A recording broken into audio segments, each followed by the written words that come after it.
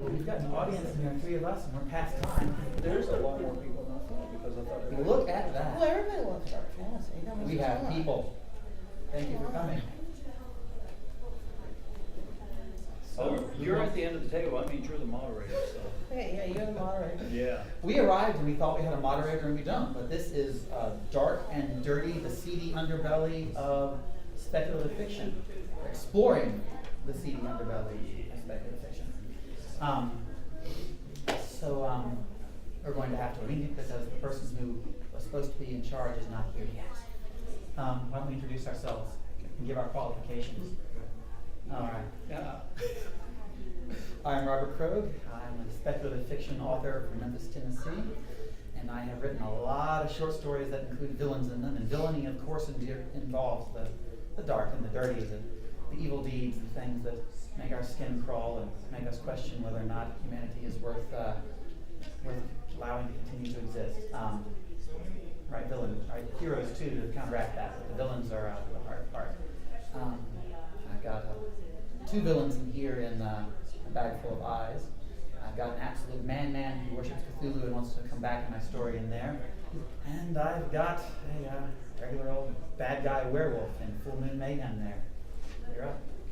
I am D. Allen Lewis. God help me, I'm a writer.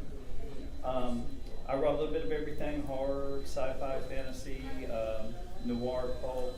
I'm working on a noir paranormal pulp series, a novella series that should be starting out later this fall. I was the editor of Luna's Children, Volumes 1 and 2, and which is an anthology, a collection of 42 stories of nothing but werewolves. And as far as dark stuff go, I wrote, my 3rd book was The Bishop of Port Victoria, which essentially is the story of a supervillain from the time he's 12 up until he's in his 90s. It's very dark, it's very gritty, and I've had more than a few people come up and tell me that they've gotten to certain points and they're like, it just gets too dark and I had to quit. And I'm just like, I don't have a problem with that. That kind of makes me feel good and warm inside that I grossed you out to that point. Okay, I guess it's my turn. My pen name is Louise Herring Jones. My formal legal name is Amy Louise Herring, under which I practice law in Alabama. So I see the dark and gritty side of life pretty much on a continuous and daily basis. But I've managed to do that for almost 40 years now. I'm amazed. My judges are amazed. They say, "Aren't you going to retire?" I'm like, "No." And I was in this werewolf anthology. I had never written a werewolf story, and I wrote one in which my werewolves, after they had been transformed, wandered off into the woods to live forever as wolves. And this guy wouldn't let me do that. I'm not getting his anthology, so I had to actually give it sort of a half-ass happy ending to satisfy everybody. It was sort of weird. I read the story and I liked it, but I was just like a little, at the end. And then I had a couple of other people read it, and they were the same way. So it's like, can you get it in there? Let's tweak the ending a little. It made a lot better story, actually. So you can also go dark and gritty and still have a happily ever after, I suppose. Yeah. And but I really enjoyed doing that. I also write historic fantasy, and sometimes it's dark and gritty because the period of history you're writing in right now is 15th century Europe, especially northern Scotland, also known as the Highlands and the Islands, was pretty damn dark and gritty about 1475. So that's, I'm really having to force myself to put in some of the grittiness that I learned about when I took a trip to Scotland and did a little bit more research. But I also write mystery, and like this morning I killed off one of the parents of the child in a willing child pornography scene. And if that doesn't get dark and gritty, I don't know what does, but that's mystery, but it's still speculative fiction because it's mystery. And I really enjoy the dark and gritty side. I read the story of the Bishop of Port Victoria and just like was groaning and like, oh my God, I can't read another page. And then I couldn't put it down. So I admit that I am a fan of the grittier types of fiction. So anyway, and I'm here because apparently we had no panelists until just a few minutes ago, so we're here. And here we are, all qualified. So what's the allure of the dark and gritty that makes people not be able to put it down? What's the thing that, why do we want to read about dark and gritty stuff, the dirty underbelly? Because it's real life. I mean, nobody's life is happy and happy-go-lucky or whatever. Everyone's life has some sort of weird, dark turn every so often. We're used to the worst things happening to us. We almost expect it to happen to us. So when you read like romantic comedies, just for example, when I watch a romantic comedy with someone, I hate it because that's not real life. That to me, that is nothing but fantasy. You know, there's going to be a dark turn. There's going to be a dark twist here and there. And I think that that's what the allure is. People want to see that dark twist because they want something that's a little darker than their own life. A little darker than their own life. Yeah. Why? Why something a little darker than their own? To give them hope that their life isn't as dark as it could be. So how is that different from seeing something that doesn't have a dark and gritty side, but you look at it hopefully and say, oh, I wish my life could be that rosy? Because you were just talking about the romantic comedies where everything goes well. Yeah, but everything does go well. And I think deep down inside, we know that things are not going to go well all the time. So And, it's a and different I, side. yeah, and I think that not going well all the time, let's face it, who doesn't slow down, not just because the law says you're supposed to, and watch a car wreck? If you see a car wreck on the road, you always want to see, you know, make sure everybody's okay, but you also want to see if there's any bodies lying on the road, and then if there's an ambulance coming in, all that kind of nasty stuff. And I think dark and gritty fiction of any kind responds to that we're just fascinated by the darker side of life. And maybe that's something we don't want to admit, but it's all over fiction, you know, crime thrillers, you know, and up, so. I remember back before the internet, there was a infamous videotape that was going around called The Faces of Death, and it was essentially just clips of people in different locations and in different situations where they got killed, and it was caught on tape. And my boss told me about it, and I was like, why in the hell would anybody want to watch that? And within a couple of weeks, all of my friends had seen it. And they were like, you gotta see it because it's just the most amazing thing. People die. It's like, I remember that too, but I didn't want to see it. We had a question back here. Yeah, when you say gritty, do you kind of mean, back in the days, we called splatterpunk? You know, it would not turn away from, like you said, the accident, the body parts lying on the road. Whereas again, used to be in horror, you know, you'd see Dracula or the monster coming down and the camera would cut to the shadow on the wall and leave it more to your imagination. So are you talking about something that's a little bit more, does it shy away from the details? Gritty tends to not shy away from details. I think that whole word. yeah, I think gritty is more details, but that doesn't necessarily mean splatterpunk. That doesn't necessarily mean blood. It can be very psychological, but you're not just talking about generals. You're talking about specific details. Yeah, and my thing about gritty is it's the kind of stuff that when you read it, you have to kind of grit your teeth and charge on through it because it's just so horrific on any different number of levels that you can't put it down. It's like watching, you know, you stare at a train wreck, you know, those type of things. The thing that I mentioned earlier. But could it also be an emotional train wreck without actually having anyone get killed or things like that? But two people in a terrible abusive relationship who stay together even though they're terrible for each other and they lead each other down dark paths and bad habits. And yeah, I think that's very true. So. yeah. Yeah, like 50 miles north of here, like going out really towards the country. There was my brother knew of a car accident that happened it literally just on a 2-lane road, and it's like the main road that runs up towards Kentucky. And this girl got into such a horrific car accident, she actually died right there on the road, but like there was so much massive blood loss, there was a 5-foot in diameter pool of blood on the road, and it stayed there for almost a month. So every time people drive by, like all you'd see is this giant red splatter on the road, you know, with a pool that just got left there and no one cleaned it up. Of course, that's an accident as opposed to people willfully doing something wrong.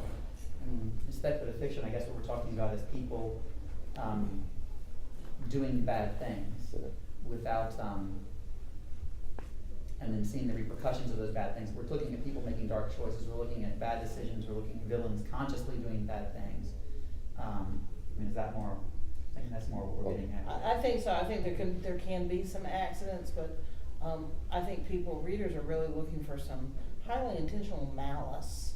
You know, not, that we think of as tending toward pure evil, but of course, the villain themselves doesn't necessarily think that they're evil, that they're, fighting for a just cause or whatever it is that they're doing.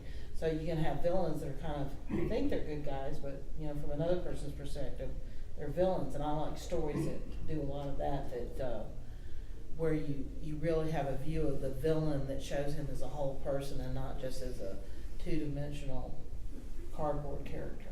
The way in which he rationalizes what he does for, so to speak, for the greater good, or because he's due this at this point, or maybe the people he's hurting were bad to him at some point. So it's maybe it's revenge, but he's calling it justice, things like that. Yeah. Tying right in with that, do you think that's part of the whole dark and gritty is part of the fascination of characters like Dexter, who are the main protagonist or the hero of that story? But obviously they're doing, they're murdering, things like that. Is that part of our fascination with that? And it's okay in our minds when we watch Dexter. It's okay, because we kind of justify it to ourselves. Well, that he's killing for good reasons. Maybe so. And I think that's such an interesting character. I mean, that was brilliant to come up with that.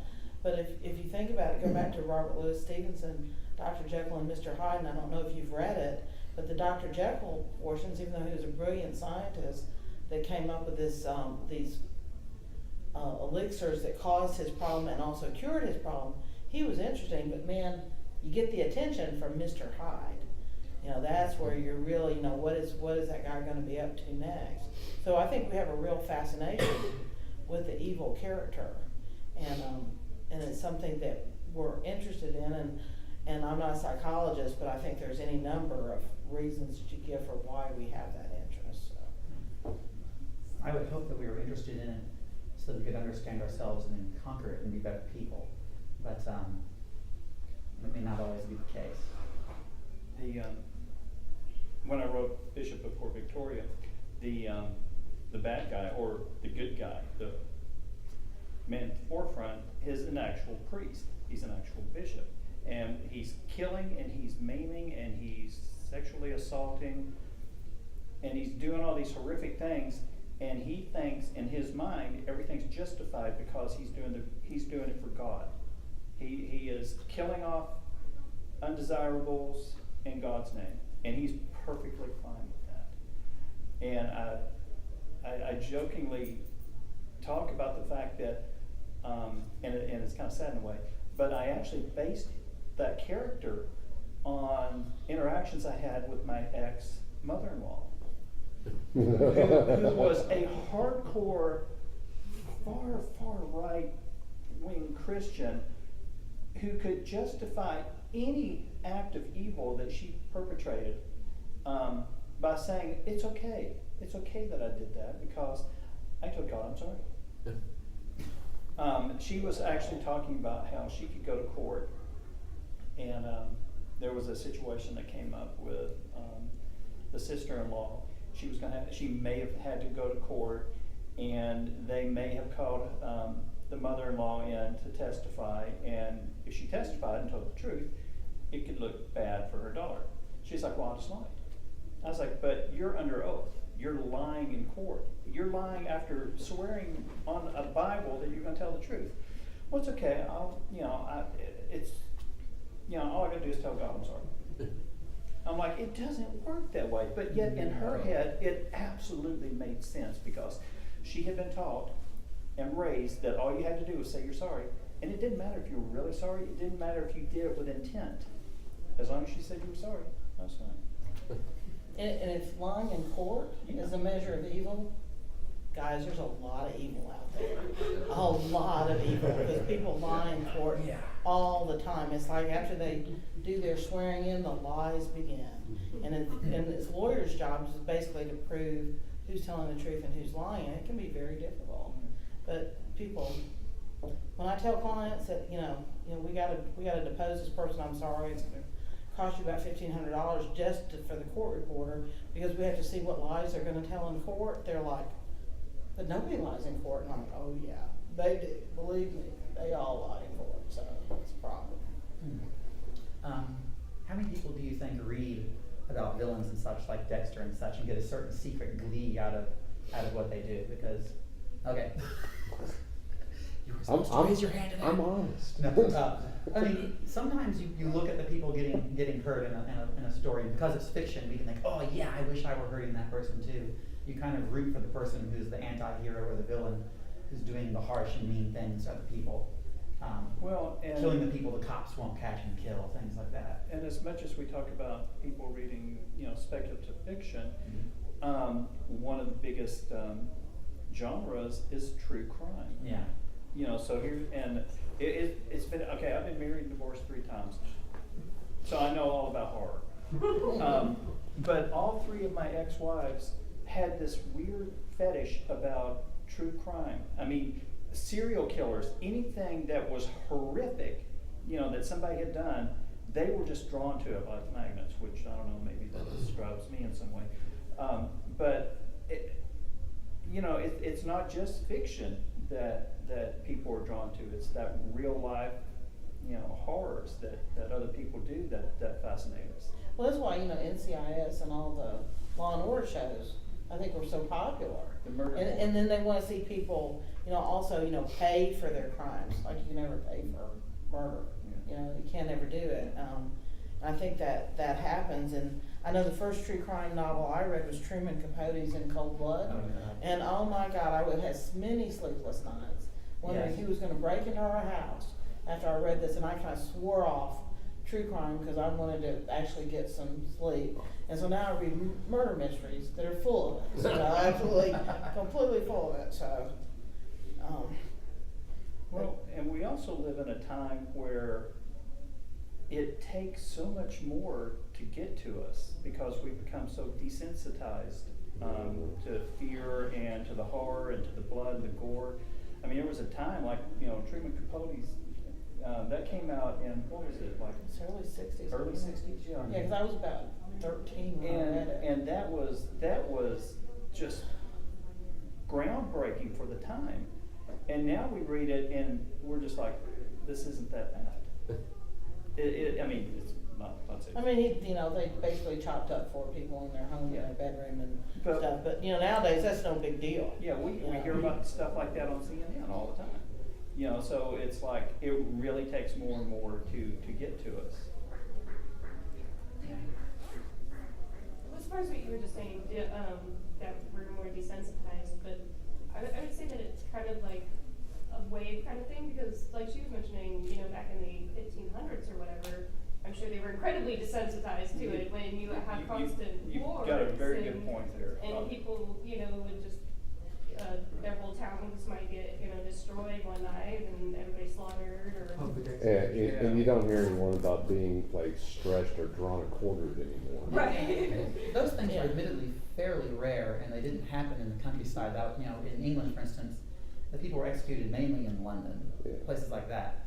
So it depended on And where that you was live and like what a time. great form of entertainment. It was. Oh yeah, and people hangings would in the watch Old that, West, yeah. They had people sold meat pies, while you watch the beheading or whatever they were going to do. Or watch the Roman gladiators. Yeah. Yes, Yeah. but it depended. I mean, even if you didn't see a lot of war, even if you were in a time of fair peace and low crime or an area of the country where there wasn't a lot of it, you still saw occasional famine, death from diseases, plagues, things like that were going to desensitize you to some extent or another. And of course, everyone knows I'm going to die someday. I'm going to meet some horrible end possibly, especially back when medicine was not nearly as good. Dying was probably going to be pretty painful. At about 35. Yeah, some people would live a lot longer. Ramses the Great in ancient Egypt was like 90 years old when he died. And that happens sometimes, but most people's life expectancy was a lot shorter, yes. And so everyone knows they're going to meet it, and so part of that fascination with death, for instance, is just going to be we're going to die, and you want to have a look at it and maybe be prepared for it, I guess. Yeah, and and there were different. How many of you guys saw it? Is it called A Million Ways to Die in the West? Yes.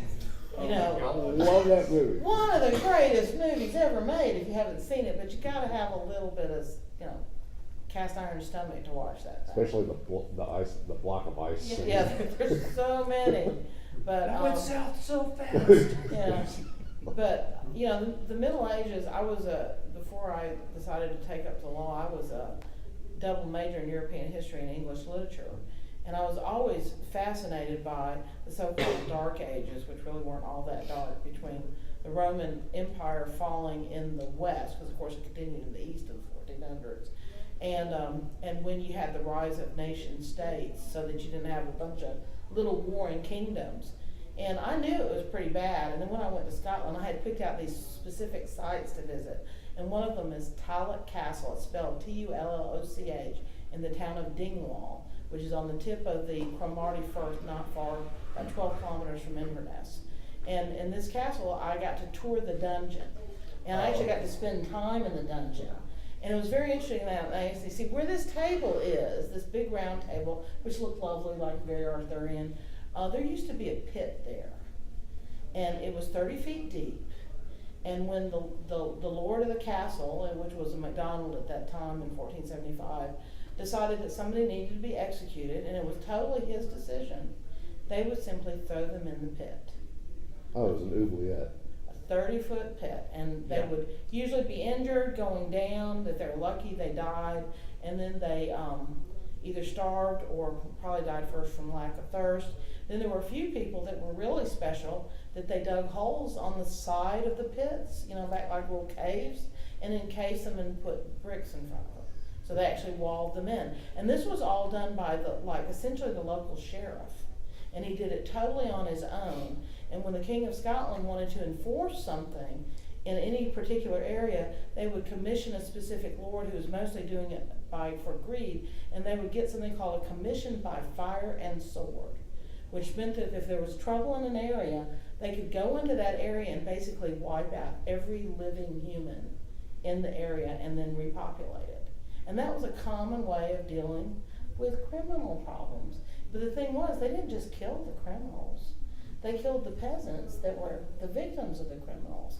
And how often this happened, we don't know. So you sometimes see Monty Python, Holy Grail, and some Life of Dave Brian, some others, that they show these peasants who are just basically petrified because some knight comes by in armor. I mean, they're not coming to save you. They're probably coming to kill you and your entire family. And that was just what happened. And we're so, and as bad as things are for us, we are incredibly civilized compared to what happened even up into the late Middle Ages, the beginning of the Renaissance. Yeah, and knights were supposed to be something like a police force to protect people. And so, in some places they did do that, but that fear of authority, because it can be abused so easily. Yeah, ask the Cathars in northern France how nice the knights were. Yeah. So there aren't any more Cathars, are there? No, there really aren't anymore. But there wouldn't have been anyway, because they didn't believe in sexual reproduction. Yes. So they're like the Shakers of medieval Europe. They would have died anyway. So if they just left them alone, it wouldn't have been a problem. Yeah. Like, do you think the human fascination with the dark and gritty is just like we're always taught, be nice, be polite, be civil, but like we can't help but look into the abyss just to see how dark it can get. Mm-hmm. Just because of human curiosity. Yeah. Just because you're curious, yeah. Yeah. Even We if you're love not thinking horror. about your own end, even if you're not thinking about your own end, because life is easy for you, you still look into things. Yeah. I thought I was going to write horror at one time, so I went to a couple of World Horror Conventions. And let me tell you, people like Ramsey Campbell, who scare the hell out of me in print, he's one of the nicest guys in the world. These guys that write these horrific things are really very friendly. And I think it's because any aggressive or, I don't know, horrific tendencies, I hate to keep repeating the word, they put on the page. And so they're all so nice. And what was so bad is I would go to horror conventions and basically learn to be nice to people. I'm like, there's something not right here. I would go and they'd get up and they would talk about these terrible things. Well, when you quantify it, well, when you put it down, when you describe it, and you know its boundaries, then you can get it out of you and you can defeat it. You look at the bad thing and say, okay, there it is. Well, I don't ever have to do that, and I know how to get around it, and I've written a character maybe who survived it. Hopefully, you have a happy ending to your horror story, and so you put it down on the page, and it's either a cathartic experience for you or it's a learning experience of some kind. But when you quantify something, when you understand it, there you go. You've grasped it, and you don't have to fall that way. Hopefully. I know for me personally, like reading a lot of stuff like that, that I tend to either one way or the other, read characters like Arya Stark, who is very powerful and gets revenge characters, because you think about all those horrible things people do to you, and you're like, man, in another society I could just get my vengeance, but it's a civilized society, so I can't. Or reading about victims that do manage to survive and overcome, because that's another thing that, like, when you hear real life horror stories about murderers and rapists and child molesters and all that, and about their victims who don't survive, it's always so heart-wrenching. So then to be able to read maybe a fantasy one where the victim does survive and does not only gets their revenge, but moves on and all that, like it's kind of, it makes us feel a little bit better, like. Yeah. You have to acknowledge that it really happened, but then you hope that, well, maybe this time we can get past it. Yeah. But can you imagine how quickly crime would drop in this country if we could go out and just get revenge for someone who did something horrific to us? Just the purge Well, for would it, some. or Yes. would crime just keep going perpetuating? Well, and there I used to be mean, the blood price too, that if you killed somebody's, depending on, and it was more regulated in some countries than others, if you murdered somebody, like, a peasant, you might get a shilling or something that the Lord would have to pay the family a shilling for the blood price. Yeah. But, depending on how high they were in the hierarchy, blood prices could, maintain a certain amount of civility. Because if you killed like the local lord or the lord's son or something, it would basically bankrupt you to pay the blood price. And I think that was more in northern Europe where they did that.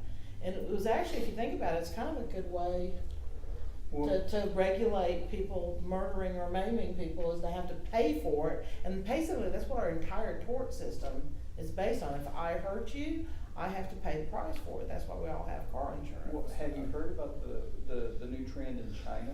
Oh, what is about do tell.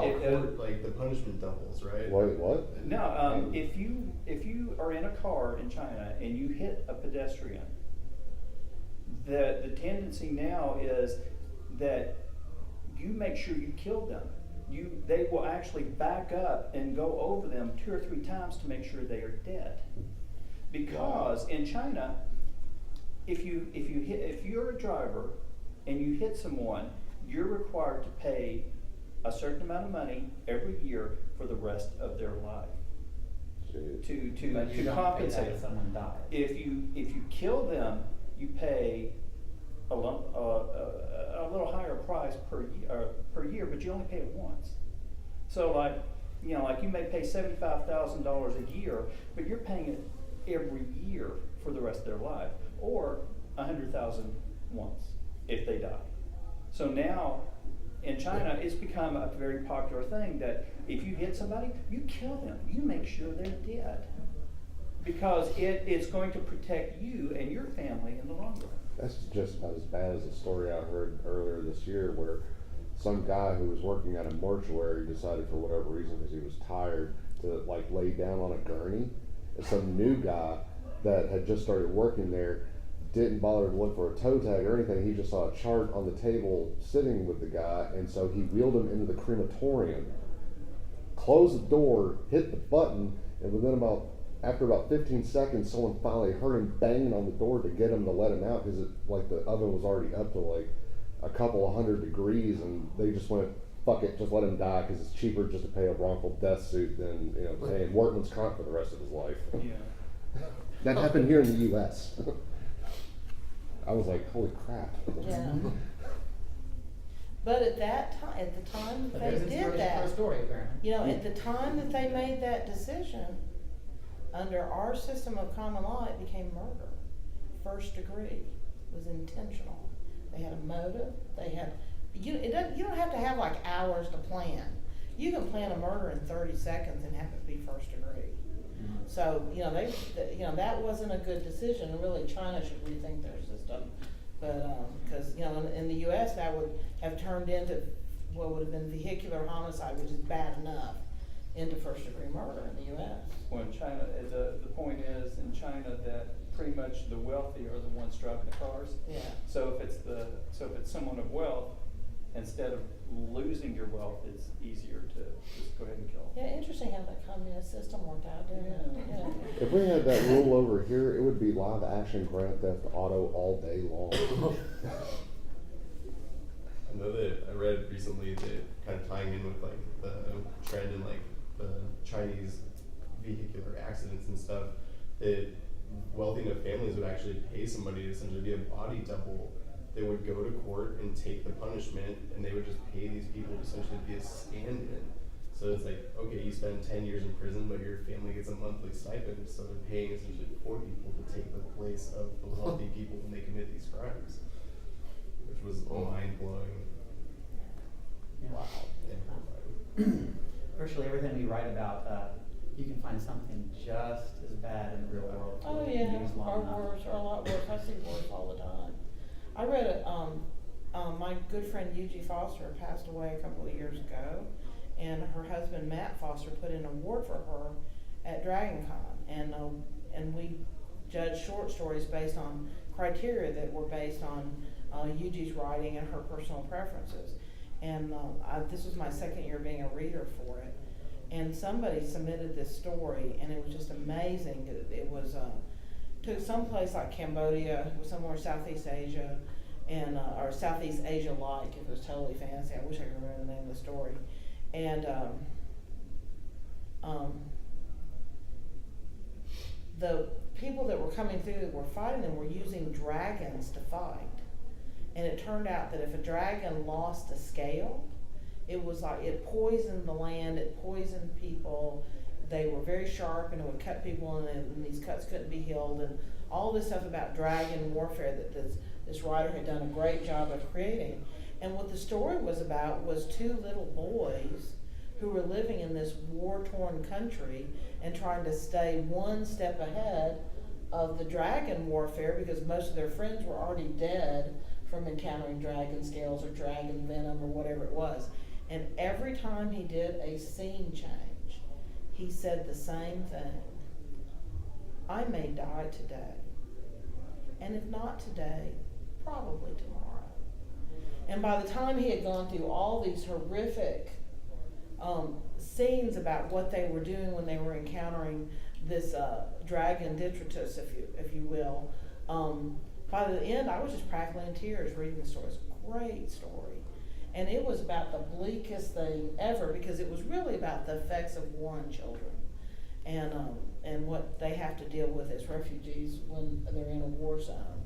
And it was such a strong story, but it was extremely gritty, and I loved it, and I felt good about it after I read it, because we don't let this happen to children. For one thing, we don't fight with dragons. That's a good thing. But I think that's why the Hunger Games was so successful, and why it pushed it so many people, because the element of having children warriors, and we haven't had that since like the Jana series. And like when we talk about suicide bombers who are underage, it's very upsetting, because it's not like they're making a conscious choice. They're being molded into that. So I think there are some things that you can kind of think about that aren't necessarily adults doing something to each other, but what is happening to children.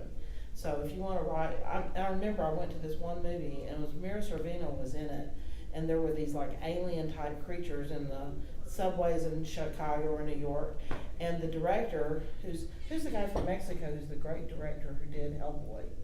Guillermo del Toro. Guillermo del Okay, Toro. nobody knew him in the U.S., and they showed it at DragonCon. And this guy gets up with this slight accent, And he said, one of the things, I think it was called Mimic. One of the things I decided to do in this movie that no one else normally does, but I decided to do, in the first scene, I killed the children. And that's right. And now the people say, don't kill a dog. You kill a dog, you know, nobody will read your book. But that was one of his very first movies that made it into the U.S. And so he broke a rule. But when you think about that, that's a strong rule with us. And if you want to write something gritty, put children at risk. Or pregnant women, that's also a good one. Or bunnies. Or bunnies, or dogs. There is a murder mystery convention called Killer Nashville here in Nashville every year. Couple years back, the gentleman, I can never think of his name, who runs the Body Farm over in Knoxville. Yeah, he writes his books, but not under his name. Yeah, what he always puts on a slide program, and if you don't know what the Body Farm is, it's essentially where they take bodies out into the wooded areas, into open areas, and they'll bury them in shallow graves or deep graves, or just lay them on top of the ground, and they examine how they decompose. And it's all for forensic science. And so he's showing pictures of these grisly bodies, you know, in different states of decay. You know, this one's been dead for 6 months, laying out with leaves on top. Yeah, he's at University of Tennessee, right? Knoxville. Yeah. And this one's been buried 6 inches under the ground. You can see where the maggots have gotten down to it, blah, blah, blah, blah. And people are just like taking notes, and they're watching, and they're watching. And then he was like, and then he comes up with this picture, and it's a dead rabbit. And he was like, oh, yeah, we just threw this one in there because Bunny hit the electric fence, and we thought it was interesting. And the crowd went insane. They were like, how could you show us this? How could you show us this? This is horrific. And it's because the bunny. And it was because it was a bunny. If it had been a human, they were sitting there taking notes and fascinated with it. But a bunny? They've gone through a process of rationalization.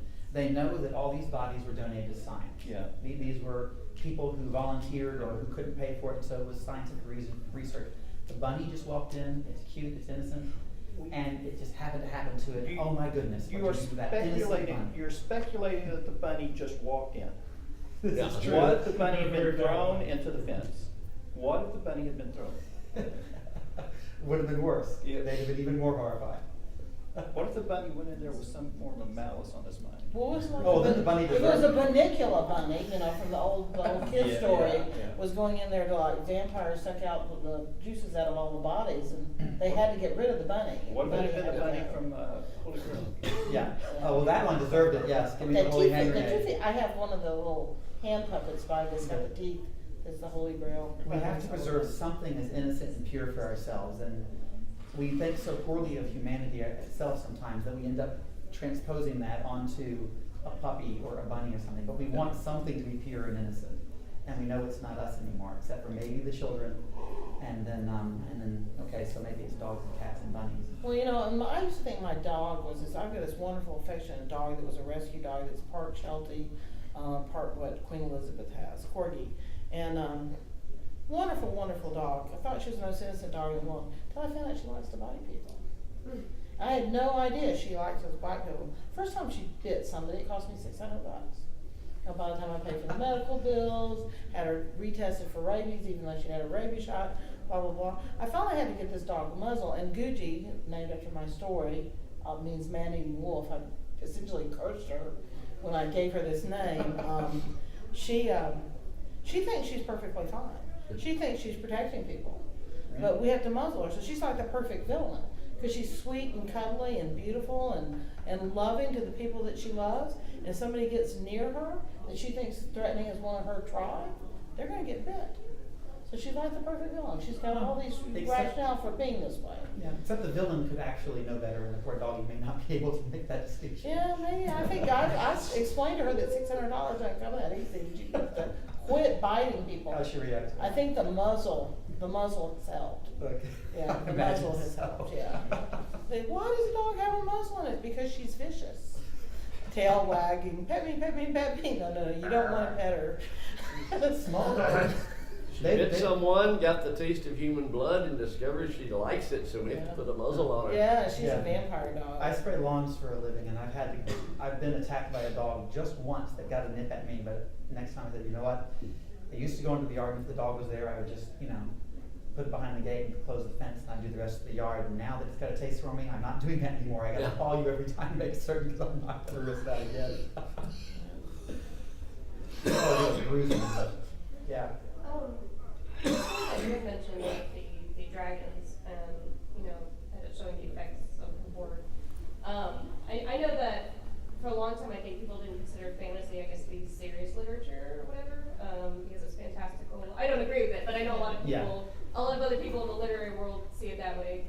But I think in the case of like dark fantasy especially, you know, we see things like what George R. Martin writes, you know, Game of Thrones, and you see all this blood and this violence and war and murder, that because it's fantasy, maybe it makes it a little easier for us, you know, to digest the horrors of our real world. Yeah. You know, because we can remove ourselves a little bit. We can go, well, that's not our world, that's not our real world. But you know, a lot of stuff that, like for instance, the story you just said, it reminded me so much of like the children of Rwanda, who ran away from that, or George R. Martin. You know, he said the whole Red Wedding he took straight out of history. Yeah. Oh, yeah. It was the Black Douglas incident. Right, and so it's like for somebody who's reading that or watching that, they can go, oh, well, just, you know, it helps us deal with stuff and by removing ourselves, but even though Yes. all of it's really, it's not removed at all, we just call it a different name, and then it's easier to deal with. It's entirely plausible, but because it's fiction, and not just fiction, but fantastic fiction, Right. we can get an emotional remove from it and deal with it better. I would point out that his big bad incidences were based on either the Black Douglas or a combination of the Glencoe massacre, both of which happened in Scotland. And I'm Scot-Irish myself, so, you know, it's just something, a little problem we have doing things like that, you know, but, Yeah, well, when the English ruled Scotland, it was especially bad. I don't know yeah, that word, it was not good. But this was stuff they did to each other.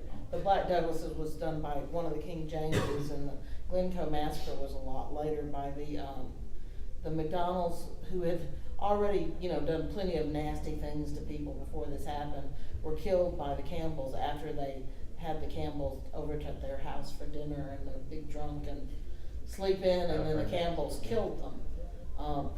Except for a few Right. survivors, they let some women and children escape who died of exposure in the forest when it was late in the year. And it gets very cold in the highlands. So, I mean, they let them escape. they let them escape into certain death. So it's pretty bad, but, and, you know, we could talk about horror forever. I mean, the stuff in horror stories, and what gets me is, you know, you'll say, well, it's not considered serious literature, but think about just William Shakespeare. You don't go past Shakespeare. There's The Tempest and Macbeth, and how many others that have magic, and Hamlet has got magic in it. There's just all different ones that have some magical instances. And you know, we certainly considered Shakespeare as serious literature. John Milton, Paradise Lost, it was the greatest epic poem written in English, is a total fantasy. It's about hell, you know. It's and Bible fan fiction. It's Bible fantasy. Well, I always say that, you know. That's not a term I've heard before. Yeah, it's Christian fantasy.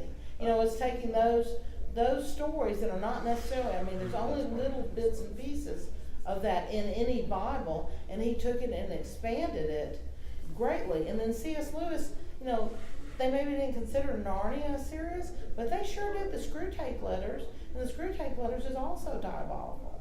So, you know, it's kind of weird what makes it into serious literature and not fantasy. More recently, Mark Halperin wrote a book called Winter's Tale that was made into a movie, I think with Russell Crowe. And it was fairly true to the books. It's one of my favorite books. It's one of these times, every time I saw it, like on sale, and it had not been remaindered in hardback, I'd buy it and give it to a friend and say, look, you've got to read this. It is strictly fantasy. But it sold in the regular literature section as real literature, and I think it won some prizes. So just, you know, it depends on how it gets marketed and how much they you know, how much the critics want to have this book considered to be real literature. And it doesn't matter anymore, because we always just think, well, we're the, you know, the redheaded stepchildren of the literary world. No more. We sell more fantasy and science fiction. It's getting way up there. I think romance has still got us beat. Yeah. But we're like in the top 3 or 4 for sure. There was one, a book out a number of years ago just a few years ago, called Peace Like a River. Yeah, I that was remember that. serious literature, and it's all about miraculous events and after-death experiences and things, and it's but that was serious literature, but it had elements more fantastic than a lot of things that I've written. Yeah. Um, And like Orson Scott Card, who is going to be at Constellation in Huntsville in October. And I know that he has gone through a lot of bad things because of what he said about the United States Supreme Court and the gay marriage issue, but he's a great writer, you have to admit it. And Ender's Game is now on all the school reading list. And it's straight science fiction, with heavy elements of science fantasy. Yeah. So you just don't know where it's going or where. Yeah, like You better come. at my local You're a library, Jonathan Strange and Mr. Norrell. Yes. Yeah, they made Oh, yeah. they made the series on BBC I about love it, and that I series. loved that The TV series is fabulous. I have not read the book. The book but was it's, pretty but good. but it's on my to read list. But like at my public library, that book is straight up in the literature section, Oh, yeah. even though it's And high it's fantasy. Susanna It's, Clark. it's just Yeah. alternate history fantasy. Yeah. Yeah, yeah. The And it's Napoleonic got Wars so of Magic. much, it's all about magical, It's epic. disagreements, and it's Yeah. epic, yeah. Yeah. And you gotta read the book, because it's got all these fabulous footnotes. Oh, I The plan on footnotes are almost more interesting than the text. Seriously? Yeah. Oh, There's yes. sometimes footnotes that you'll have a Go footnote that's pages. longer. There's a footnote that's longer than you have this much Okay, so at you the top do of the it very page, much. and then a footnote this long or so, and it's because she inserted all this history in there, this history That she made up. that she made up, but it reads like good history, like history you'd like to read about, and it's all just very English and everything, and therefore it's literature over here. Just- Sure, just I don't know don't how ex- it's marketed in England. Yeah, but it's don't literature expect here. to read it in 1 or 2 afternoons. It's long and It dense. is Yes. long and extremely It's dense. fun. I can't remember what her name is for the life of me, but there's a 4-book series called Etiquette and Espionage. Oh, Gail Carriger. I That love that series. that oh my god, that like it's young adult, but that series is so good. Plus, it has like a lot of grit to it because it's all about espionage and like getting into rooms and being in places where you're not supposed to be and dealing with like High Lord vampires and High Lord werewolves in Oh. Scotland and Well, you gotta read her Soulless series too, and then she's doing a new one from off of that, and then she did another young adult series that, I couldn't get into Soulless, but I love her. oh, no, you gotta keep going. You gotta keep going. It gets better, I'm telling you. It gets better. In fact, I used some of her werewolf rules when I wrote my story. yeah. I And, just stolen from Krieger, I didn't care. but the funny part is like there's a lot of grit book, gritty books, that I'll read, and I'm just like I don't really bat an eyelash at it like too much, but when I first started, when I finally started reading H.P. Lovecraft, I was just like, wow, this is dark, but it's great, But I mean, written in that old style, and I just like it. I love that old I style. read of writing. Lovecraft when I was There you 10, and Yeah, it ruined me I know. forever. I mean, basically forever reading Lovecraft. Because once you've read Lovecraft, your mind is just warped. That's all Yeah. there is to it. Say you read the book and you're doomed. Yeah, I've been looking for the Necronomicon forever. Yeah. Well, It's if got to be anybody- out there. If anybody here's a gamer, Bloodborne is a video game that is very heavily influenced by H.P. Lovecraft, and basically the more that you are exposed to the very weird Lovecrafty lore, like the more insane you become. As the There's like story- a system where as the it more progresses. weird, unexplainable stuff you run into, like the crazier your character gets, and the more reality warps around you, the more Yeah. things you see that you didn't see before. It's great. Well, we have about 5 minutes left. We ought to clear off whoever's next. So I guess any last questions and a few remarks where you can find us if we're selling books or anything. Is there like any story or any book that's like that was ever based on like a real world experience that's like dark and gritty that like really like just caught you like from the beginning? And you could not and just could not let it go until you just read it in one whole read. I've got several. Mary Renault, Renault, like the car, Yeah. wrote this whole series based on Greek myths, and she turned them into semi-historical, and a couple of them are based on, one is called The Bull from the Sea, which is based on the Cretan story of the Minotaur. And I read those when I was very, very young and then reread them many years later. And the Greeks, ancient Greeks weren't very nice people. And they weren't nice among themselves, they weren't nice to each other. But those books, I have never forgot them, and I'll get them out and reread them every few years. I mean, they've been around for, I think must have written them in the 50s, because I was reading them in the 60s. So they've been around. They're really great books. There is a book I read recently called The Suspicions of Mr. Witcher. And it's a fictionalized true story, is the way they put it. It was a very sensational murder case where a young boy was murdered in a farmhouse outside of London. And at the time, Scotland Yard had just come into existence. They had just hired their first 6 investigators. And the investigative officer was a brand new thing. And so these were the 6 men who essentially created what we think of as the detective. And Mr. Witcher was would go on to influence Arthur Conan Doyle when he wrote Sherlock Holmes. Sherlock Holmes was actually based off Mr. Witcher. Holy Bell. Yeah, and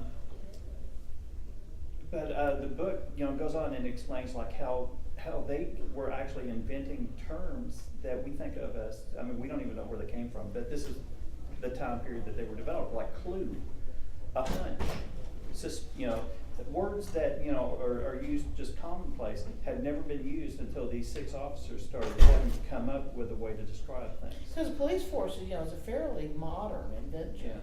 Yeah. But it's a fictionalized account of what really happened, because they don't really know for sure what happened to the boy, but it was pretty gruesome. But that kind of fits into what you were talking about. Yeah. Well, we are out of time.